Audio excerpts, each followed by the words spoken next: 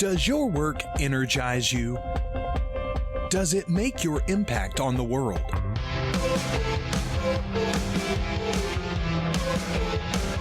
Welcome to Start Anew, the show that looks beyond success into freedom, fulfillment, and your passion-driven career.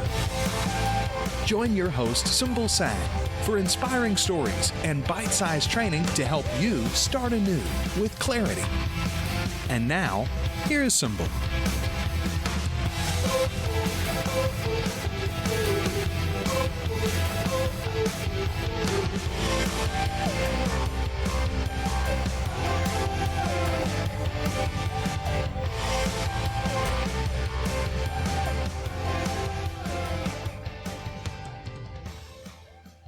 Starters, welcome to Motivation Monday on the Start Anew Show. If you're new to the show, today, as on every Monday, I interview an inspiring individual who has started anew in life with a new dream, a new career, or a new business. Creating a life of freedom, fulfillment, doing what they love, and sharing their gifts with the world. If you want to start anew in life, then you have got to begin with self-awareness. Download your free self-awareness toolkit from any page on the website at letsstartanew.com. My guest today is one of the most unconventional people I've met, and I can't wait to introduce you to her. We actually met online a few months ago, maybe less than 6 months ago, in a podcasting community that we're both part of, and we were geeking out on podcasting tech. And I thought I'll check out our podcast as my own learning and education about different podcasting formats. And I've got to admit that it was love at first soundbite for me. Living Unconventionally is what her podcast is called.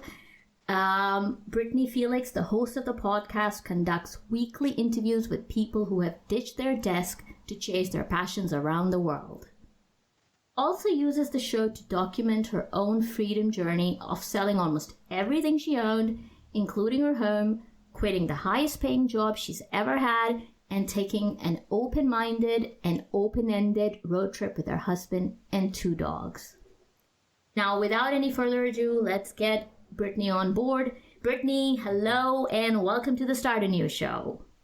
Hi, Sumbul. Thank you so much for having me.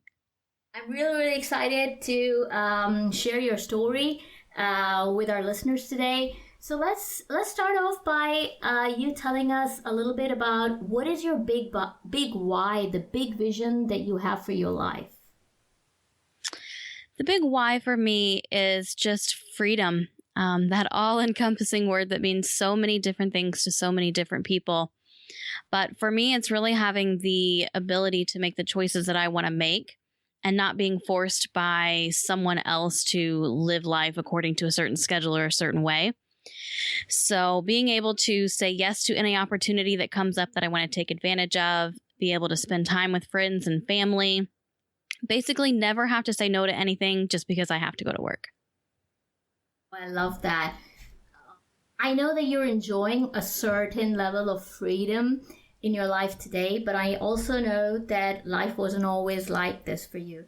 So why don't you take us back in time a little bit, a few months back or a few years, however long it has been, when you weren't enjoying your life so much and you were feeling like, what the hell am I doing with my life? Or this is not what I want to do with my life. Give us a glimpse of your life at that time. Yeah, sure. It's pretty much been that way all of my life, actually. Even in elementary school, I can remember back as far back as I can remember. And just the routine and having to do what somebody else tells me to do, I've always had an issue with that. I've always been a little bit of a rebel. And having to get up at the same time every day to see the same people and do the same things, just it drives me nuts. It literally drains all of my energy. And it was just really crushing my spirit and crushing my creativity. And I was just losing interest in everything. Every day was exactly the same. I was living life on repeat. The years just passed by. And, when I got to the point where I was missing getting to say goodbye to loved ones as they were on their deathbed because I had to work a shift at my part-time job at the liquor store in college. And later, I was cleaning out my boss's cooler where he had left deer meat in it, warm and rancid for 3 days, and I'm in a business casual outfit in the parking lot cleaning deer blood off of everything. And not getting to spend, not getting to spend, one of my dog's last day on earth with her because I didn't have any more days to take off work. My dogs are like my children. We don't have any. So that was a really tough one. And I just got sick of letting other people control my life. So you mentioned that for a major part of your early life, you're drifting away like most of us. Years just pass you by. And was there a particular moment in time when you decided enough is enough? You're going to do something to change that now? Yeah, I've actually decided that a few different times. The first major time was, maybe about 3 years ago at this point. I was in not the job I just left, but the one before that. And I had just come back from spending a long weekend with a friend from another state that I hadn't seen in a couple of years. And it was just so amazing and freeing, and just getting to spend the time with her and laughing. I felt like my old self again. And driving into work the next day, I actually broke down, just bawling my eyes out at the thought of having to walk back inside that building one more time. So I pulled over on the side of the road and got out my cell phone and emailed my boss and quit right then and there. Now, I don't recommend that. That actually ended up leading to the worst time financially I've ever had in my life, the worst time in my marriage. And we can talk about that more if you want. But this past time, my husband and I were in Colorado last August for the National Tiny House Jamboree. And if you don't know what tiny houses are, they're essentially just that very, very small houses that are on travel trailers. And just being out there and being with people who want to live life in an unconventional way and want to have more freedom and pay more attention to their impact on the world, and also being near mountains. I have this extreme calling for the mountains, and everything again just kind of felt right. It felt in place. And this time it felt the same for my husband. So we decided to put our current plan into motion. So how long ago was this? That was, we went there August of 2015, and it was actually, I think, 1 week before my husband's birthday. So about the beginning of November of 2015 that we finally decided, yes, we're going to sell our house. We're going to get a travel trailer, or what's also known as an RV, and we're going to just live out of it and explore the country. So that was about 8 or 9 months ago now. Yeah. It's less than a year ago, but you make it sound like it was really easy, which I know it wasn't. I have followed your journey, and I know it wasn't easy by any means. So there's a few steps I suppose that you take in your mind before you make such drastic changes in your life. So you say that you visited this tiny house festival. And is it like the next day you've got this big plan of what you're going to do and how you're going to finance this dream that you have? Or, did it take you a while to talk it out and figure things out? A little bit of both, actually. And we can go into this, I think we're going to in part 2. But when we bought our first house, we had the idea of treating it as a business and not as, our new home. This is so exciting. It's going to be our dream home, everything we want. We wanted something that we could sell in a few years and make some money off of. So that part of it was a long-term goal. We didn't really know what we would use the money for. So cut to last fall, and actually I think we were still there in Colorado, and we were on our way to summit Pikes Peak, which is one of the tallest mountains in Colorado. And I think it's like 14,000 feet tall. And as we were coming back down from that, my husband said, okay, that's it. I'm done. We're leaving Indiana. We're moving to Colorado. It's happening. And he's not impulsive by any means. I'm the dreamer. He's the realistic one. And of course, that's a nice match. Right. Sometimes. Sometimes we balance each other out. But by the time we landed back in Indiana, he kind of came to his senses and was like, okay, well, all right. The idea is nice, but we've got good jobs. We've got a good house. I just don't think we can do this. And slowly but surely over the next few months, I kind of wore him down. I was really on board from the beginning. And I've kind of had to be the one to keep things going and push things through. So it has been a struggle, that's for sure. But there's also been some good times too. You mentioned that going down the mountain, your husband decided this was it, Mm-hmm. So what was it that happened on that trip or in that moment when he's go down the mountain that made him want to, quit what he was doing then and start a new life? Right. Well, we're both pretty outdoorsy people, especially him. He actually has a degree in conservation law enforcement.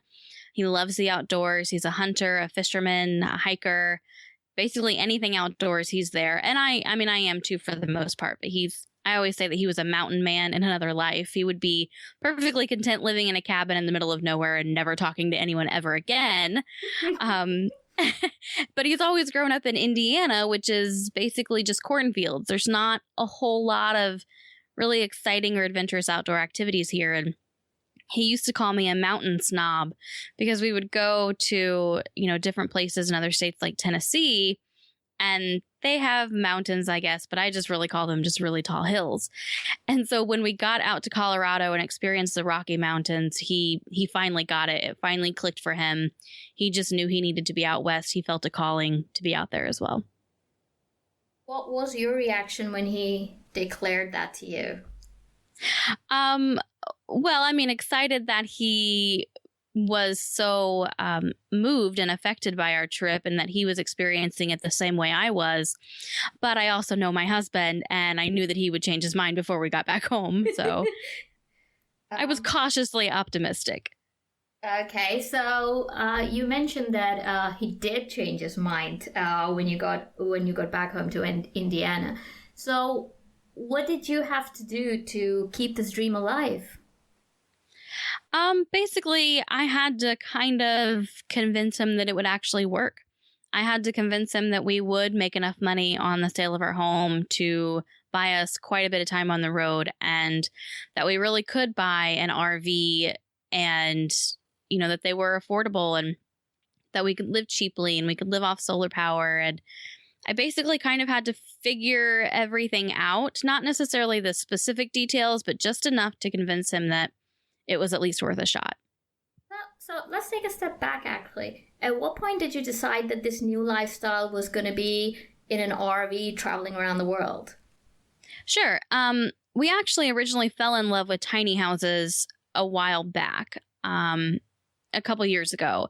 And we knew that that was the route we wanted to go. We had planned on building one ourselves, but to build one ourselves would have cost about in the range of $30,000 to $40,000.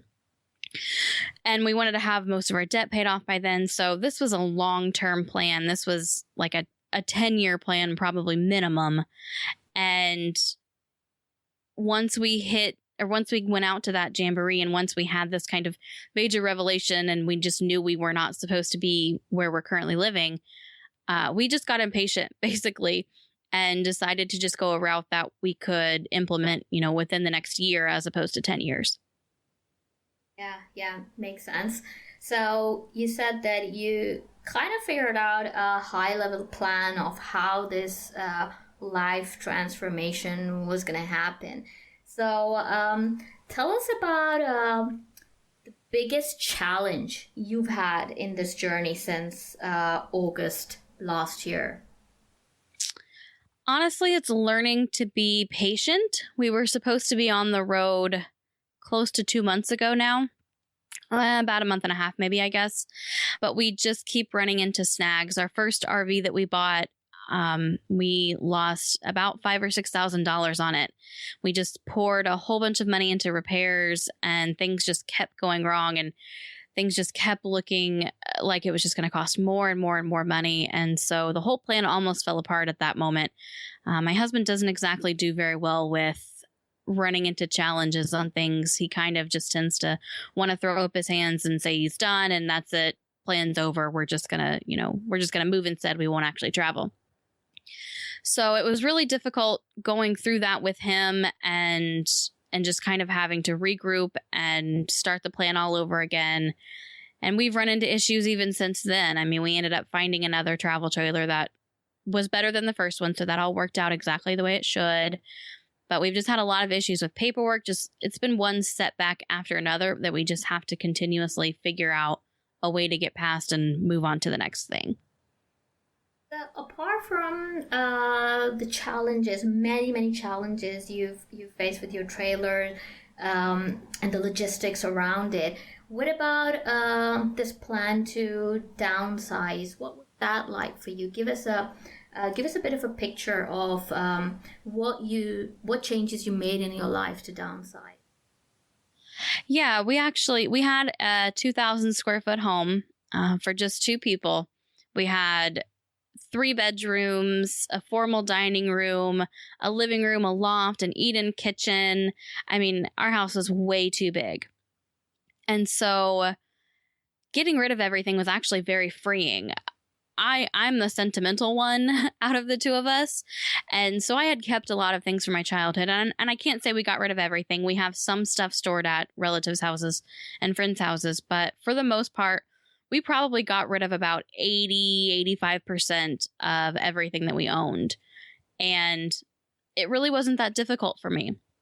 I kept my things that I have a sentimental attachment to, but for the most part, the decorations, the furniture, all that stuff, it was just like, okay, get it out of here. I'm done with it. I just want it gone. And so it really wasn't that difficult. And it will be freeing, I think, once we get into the RV. Right now, we're staying with relatives, and so our stuff's kind of scattered about, and it's a bit chaotic right now. But already it feels so much better to not be tempted to buy every single thing when you go to the store. If I see a really cute pillow or a really, gorgeous piece of art for the wall, I can't buy it. I don't have room for it. So it's just nice to, have that temptation removed.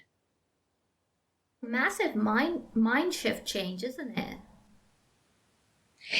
It is. Luckily, I've been kind of making it for a while now. Anyone who knows me knows that I used to be and still have the tendency to be a pack rat. I don't like to get rid of anything because I might need it one day, and the one day never comes, even though it's been 4 or 5 years and I still have this item that I didn't even remember I had. So it's something I've been working on for a really long time, but it's surprisingly is pretty easy to get adjusted to. So what did you do with all of your stuff? Did you give it away to friends and family or charity? What was it? What was the problem like? Both of those things, and we actually sold quite a bit. We sold, our larger items, electronics. My first time around when I quit my job, and I, alluded earlier, ended up being the worst time almost in my entire life. I actually started a furniture like refinishing business. So painting furniture, reupholstering it, things like that. So I had a ton of projects left over. So I sold a lot of that. And I had my girlfriends come over one night for a get together and basically said, okay, walk through the house and take anything you want. Whatever you want, just take it. So got rid of a couple car loads full then. And, anything that was still left right there at the end, we just took to Goodwill. How did that feel to give away a lot of your stuff that you once treasured a lot and give that away to others in need? I have my issues with Goodwill, which is where most people tend to take their things. And we did just because it was convenient. We were down to the wire. But I mean, it feels good to know that the things just aren't going to end up in a landfill in the trash heap, and to know that the things that I once cherished are hopefully going to be cherished by others as well. It's nice to know that I didn't just purchase all of those things and use those materials, just to contribute to, more trash in a landfill. I'm sure that they will be treasured and put to good use. You got to believe that, Britany. Yeah, I do. Especially, what I gave away to my friends, and being able to see how excited they got when they, got new decorations or, new kitchen appliances. So that was nice. So somewhere along in this journey of the last 9 months, you started a podcast called Living Unconventionally.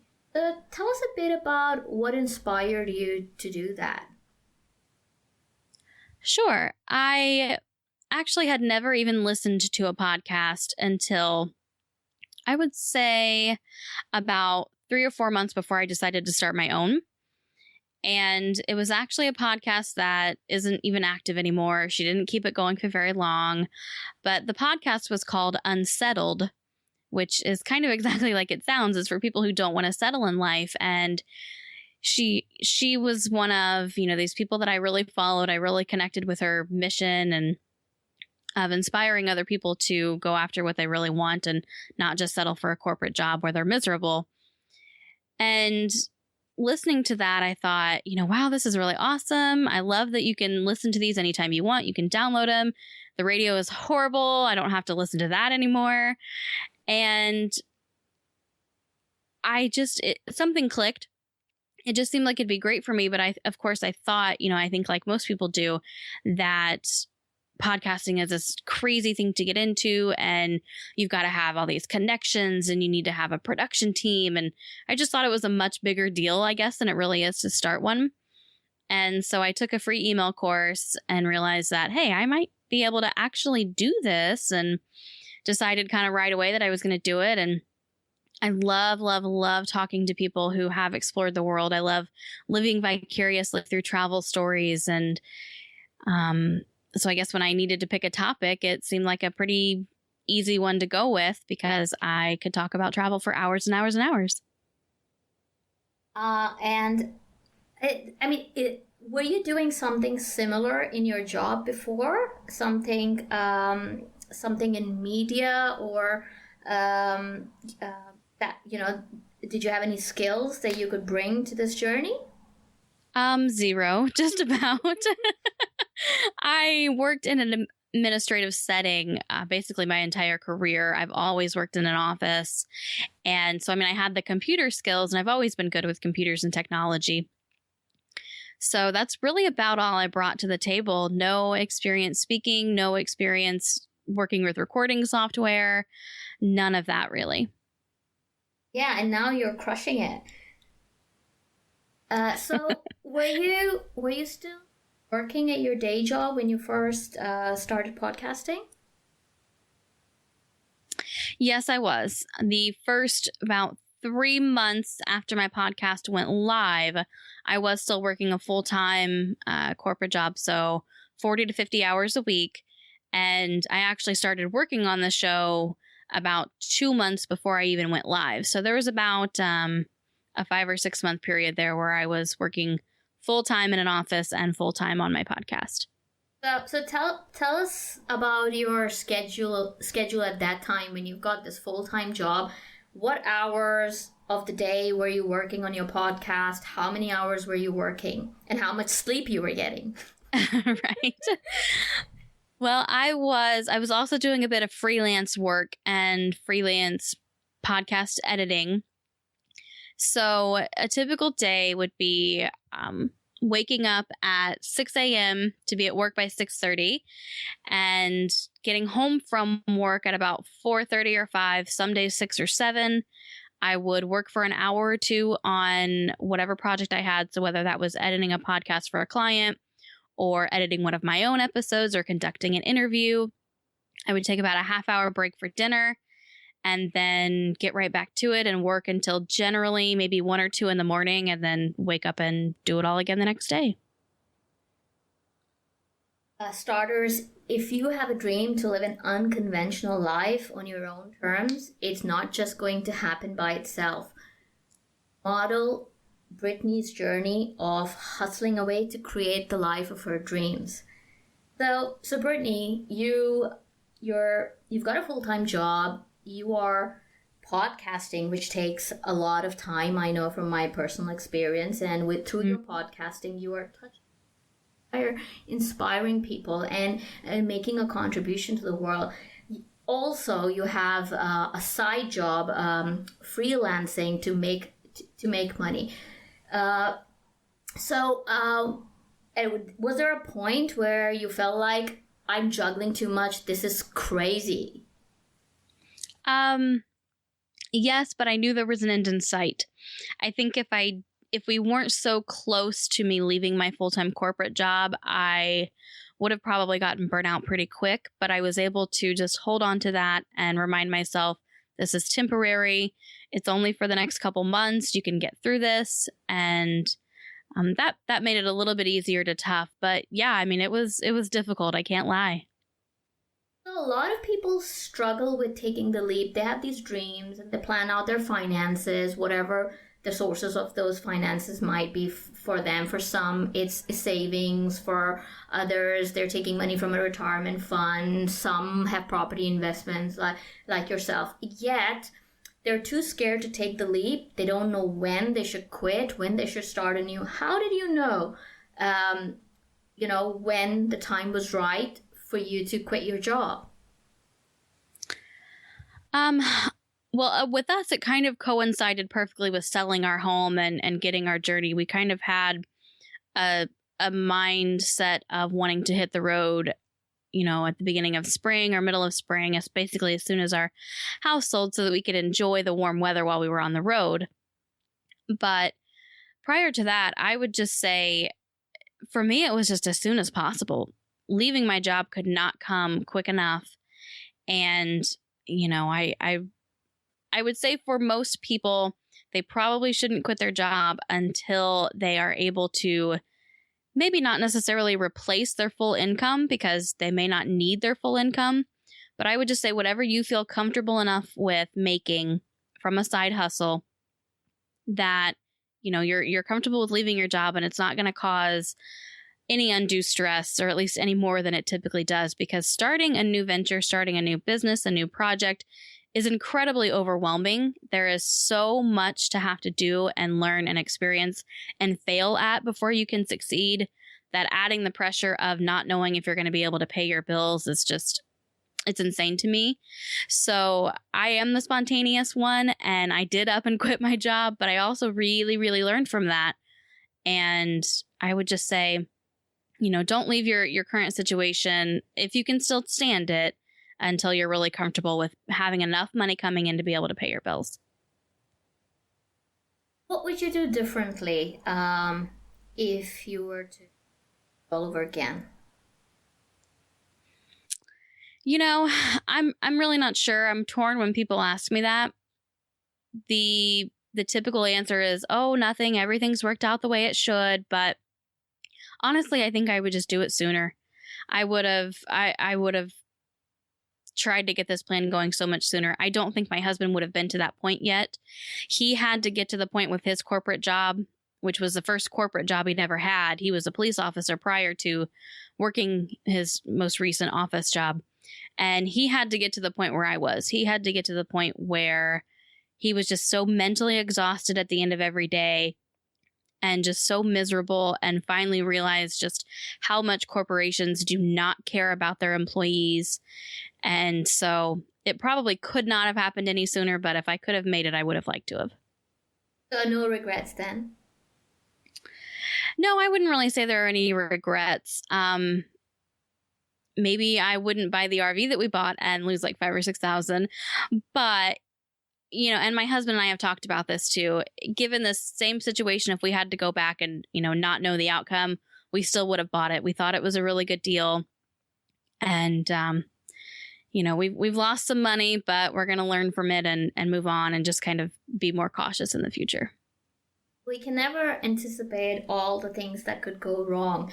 The only thing we can do is forward.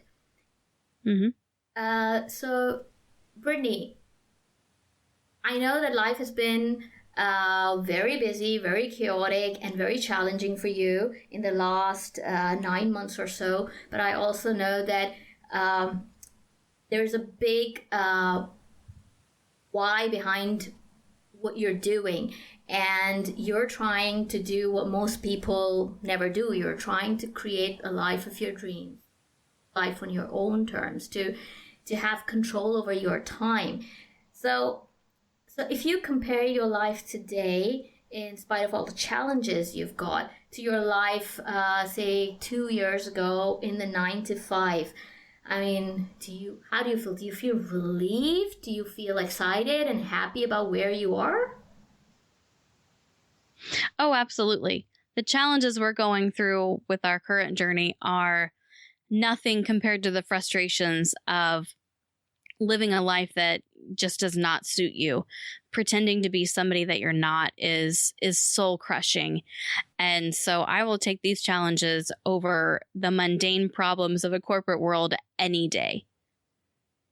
Starters, that's a wrap for part 1 of my conversation with Britany Felix. Don't forget to tune in on Wednesday when we talk about how Britany makes money to fund her lifestyle of choice. Thanks for joining us for this episode of the Start Anew Show. We invite you to be more than a passive listener. Be a starter. Join our community and snag exclusive freebies from Symbol and her guests at letstartanew.com. Create your vision of freedom and fulfillment right here on the Start Anew Show.